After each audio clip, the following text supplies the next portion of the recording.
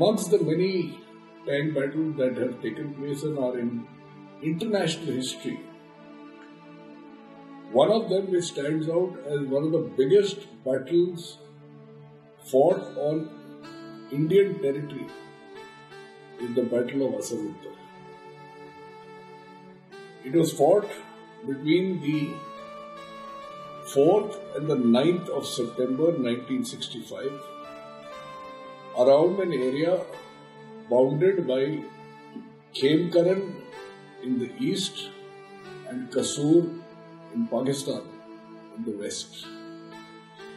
As a result of the Indian offensive in the Lahore sector,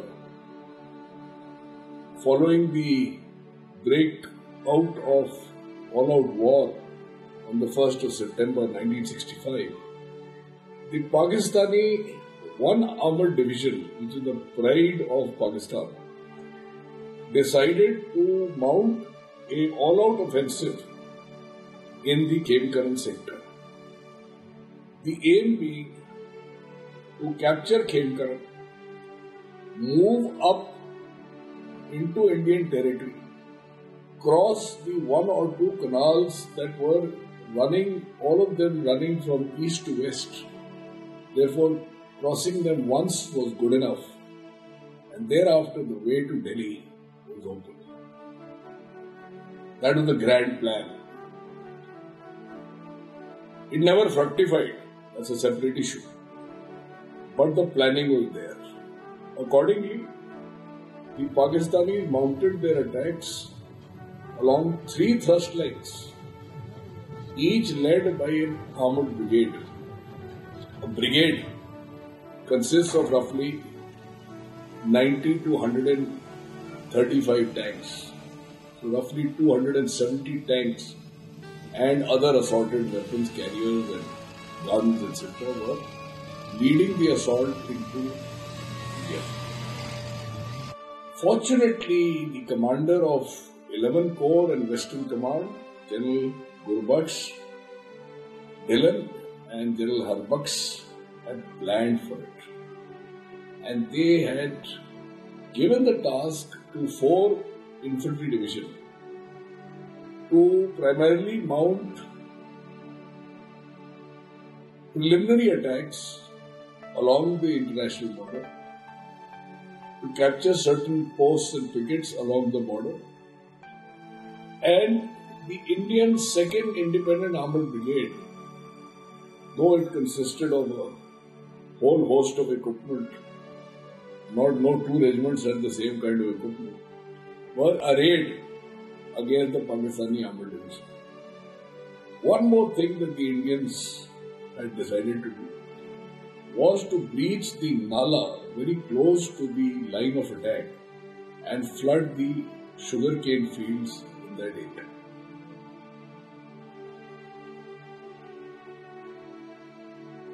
Pakistani tanks have joined the battle in big numbers. Initially there were not very many tanks. And from the gun position, I saw armoured tank to tank fight.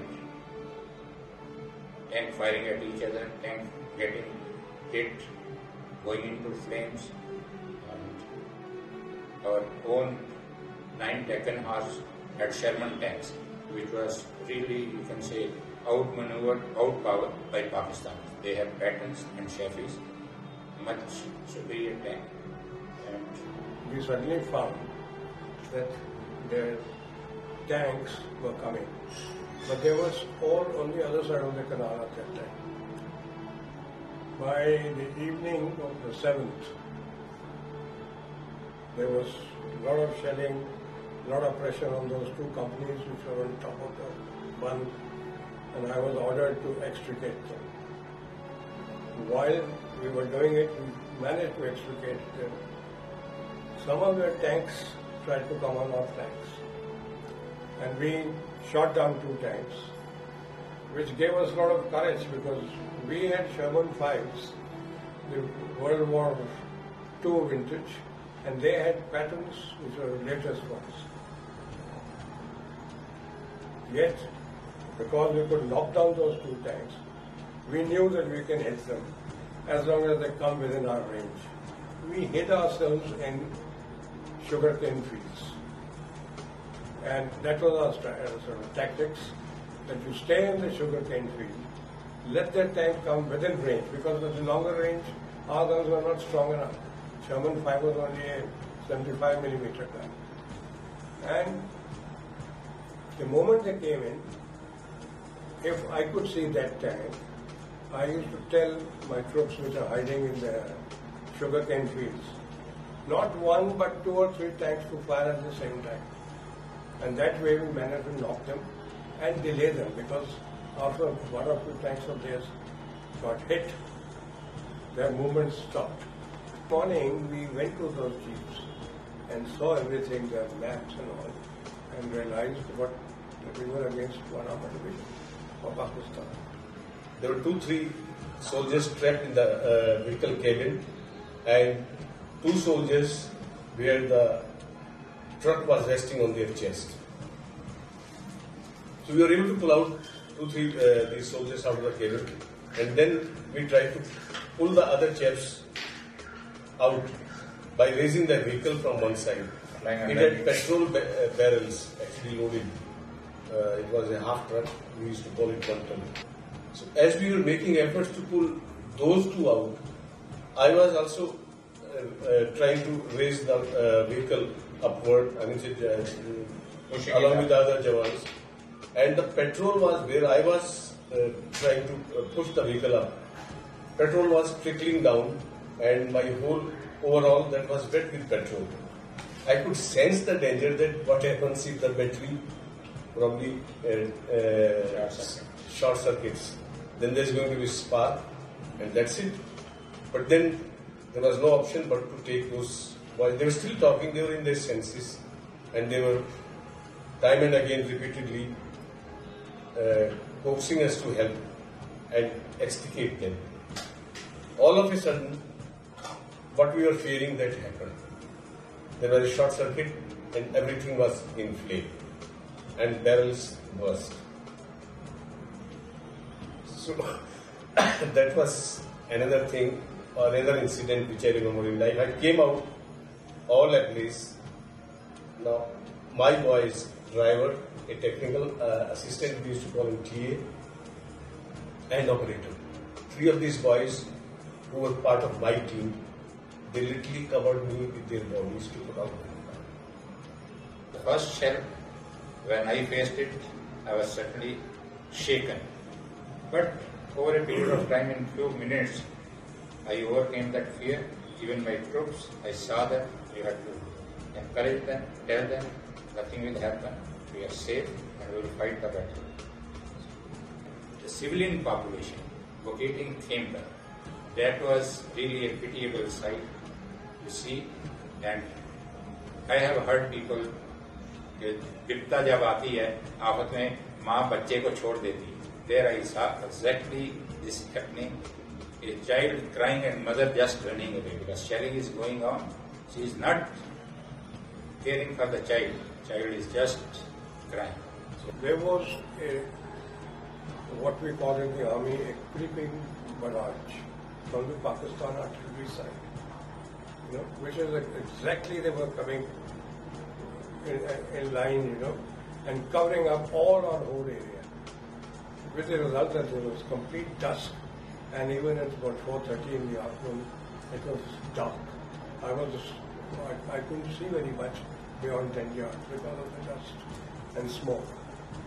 One of our Paramveer Chakra winners, Company Quartermaster Havaldar Abdul Hamid, Paramveer Chakra, from 4 grenadiers, won his award while shooting up 3 Pattons before he got shot up himself and got killed.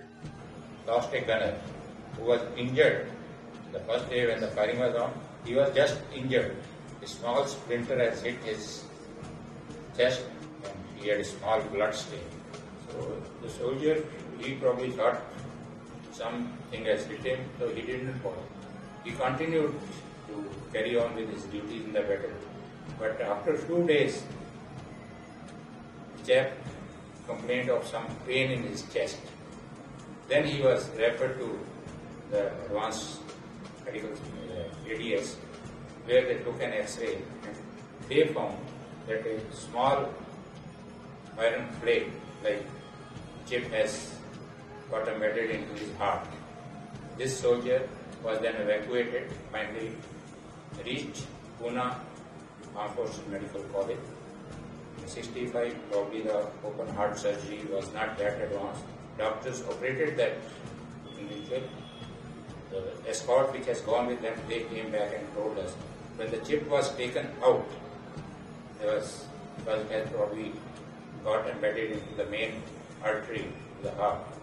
The flush of blood came in like a spring, which could never be controlled, and that boy died on that day. That was the first casualty from my sub-unit which I faced. That soldiers were really devoted, dedicated, and fearless.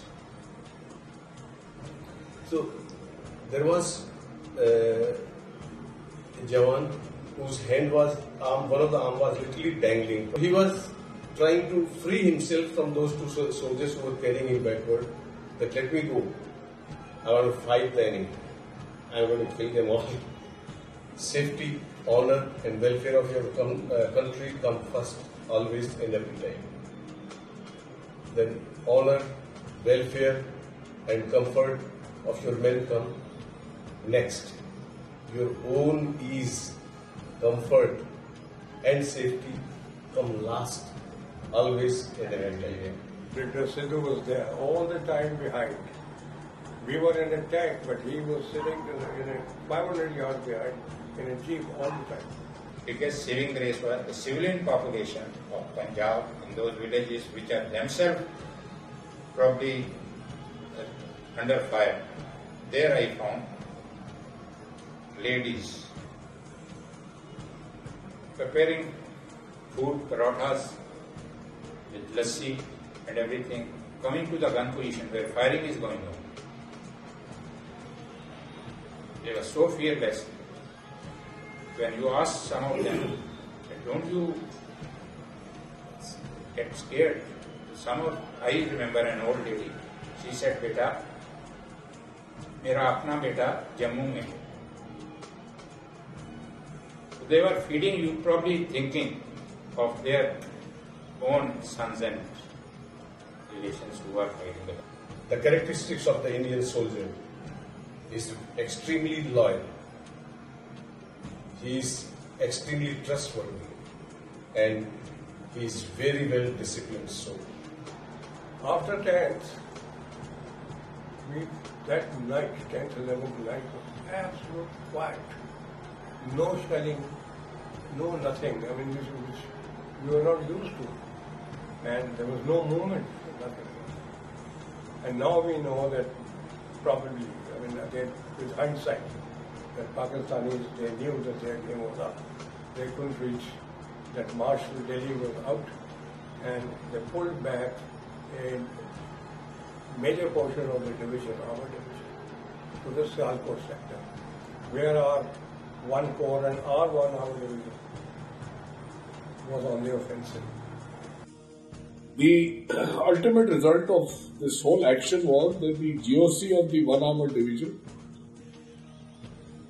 was badly wounded, his commander artillery was killed, and a whole host of officers and JCOs and men from the Pakistani Armored Division were killed or just ran away, leaving their still running Pattons in running condition in Indian fields. One of the gentlemen over there in that battle who was directing the artillery was none other than, at that time, Lieutenant Parvez Musharraf, later on to become the President of Pakistan. A small sum up of this battle would show that while the plan was very ambitious, had it succeeded, we would not have been able to stem the tides, as they say, and it would have been a free run all the way to Delhi, if not Ambala. the imagination, thinking and planning of our commanders and the execution on ground by our forward troops, including the commanding officer of all the units and the brigade commanders of the Indian brigades who actually fought this battle, needs to be saluted, as that was the turning point of the 1965 operations.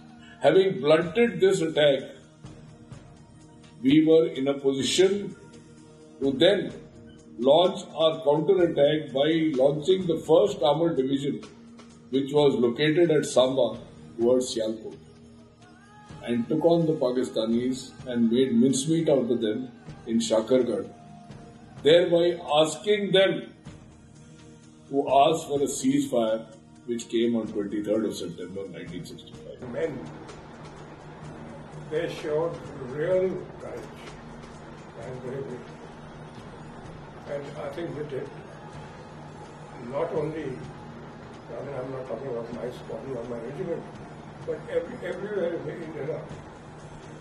There are talks about some battalions going back and all because they weren't trained properly. First time when the shell comes and you see people dying, it affects you. First time one of my tanks was hit and I knew Sardoon Singh was being killed. You felt it. But then it doesn't matter, aim is to kill those fellows and not get killed yourself. The citizens for the forces, which to my mind is doing yeoman's service. The idea of citizen for forces, I must commend, say whosoever, probably your group of you students, you thought of it, because it is for a very noble cause. In today's environment, we are losing, at least when there is no war, soldier is all forgotten. It is only during war or when in danger that the soldier is remembered. The famous saying goes on those lines. So, with this kind of effort, surely his morale goes high. That at least what he has done, that is being commended. That is being talked about. So, it surely helps in the morale of the armed forces, and I think it's a commendable job what you are doing. I think Citizen for Forces is a great initiative. It is a great way of reaching out to the people and making them aware of what responsibilities the army has undertaken in the past, is undertaking in the present, and in the future what can we expect from them.